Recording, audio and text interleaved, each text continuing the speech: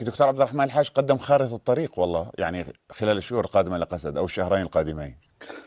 إن شاء الله تتحقق هذه الخارطة. أنا معه أن تنتهي هذه المسألة كما تشتهي وكما يهوى وكما يميل إلى الدولة المركزية الأسدية البعثية السابقة، دولة الحزب الواحد، القومية الواحدة، الديانة الواحدة التي لا تعترف بالتنوع الاجتماعي القومي والهويات في سوريا. طبعا هذا حلم بعيد المنال في تقديري.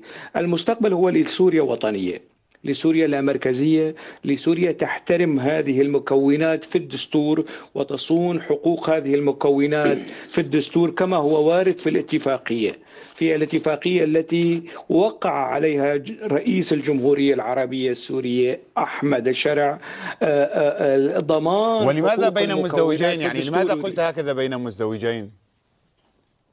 لأنه رئيس مؤقت، لأنه رئيس انتقالي، لأنه ليس رئيسا شرعيا، ليس منتخبا، لأنه يقود مرحلة انتقالية لا يقود مرحلة سوريا مستقرة ثابتة دائمة. طيب. يعني أنا أدعوها بين مزدوجين لأن العالم يدعوها مزدوجين.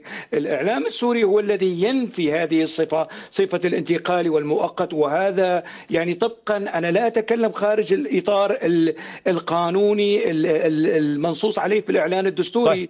هو بنفسه أعلن نفسه. أخي أنا بس سألتك لماذا قلت هكذا، يعني ما يعني حناني قليلة، سألتك لماذا قلت مزدوجين، يعني هدي أعصابك يا أستاذ. المهم واضحة يعني خلص يعني خلص يا أخي، خلص يا أخي، خلص. ممتاز إذا طالما الصورة واضحة ممتاز. يا أخي أنت ليش جاينا بهالنفسية وبهالانفعال وبهالكذا وسالخ الكوكب مني؟ لكل مقام مقال أستاذ.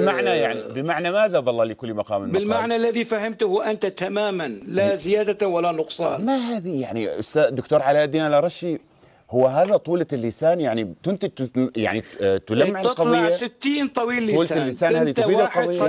لا لو سمحت وأنا أعطيتك لا لحظة. ما هذا الذي شرفا أنت يا أخي، أين هذا البحث؟ مع السلامة. اقطعوا عنه يا جماعة، رئيس الشرع ذهب إلى أمريكا، حاول استعادة